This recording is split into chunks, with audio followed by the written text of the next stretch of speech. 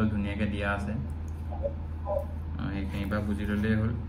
মানে মনত পৰি যাব আৰু আকৌ এবাৰ চাই ল'লে পাহৰি গ'লে কেনেবাকৈ চাই ল'বা তাৰপিছত এতিয়া তোমাৰ মানে আমি চেল কেনেকৈ প্ৰথম পৰা ডাঙৰ হৈ গৈ থাকিব চেলবোৰ সেইবোৰো গম পাইছোঁ আৰু তাৰপৰা এতিয়া আমি এলিমেণ্ট বাই এলিমেণ্ট আমি আপাৰ প্ৰিন্সিপলটোৰ পৰা আমি যিটো ইনক্ৰিজিং অৰ্ডাৰ অফ এনাৰ্জি শিকিছিলোঁ যে 1s তাৰপিছত 2s 2p তাৰপিছত 3s 3p 3d তাৰপিছত 4s 4p 4d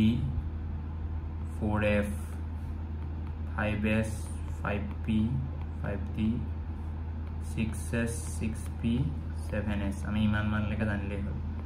গতিকে এইটো বস্তু আমি এনেকৈ গম পাইছিলোঁ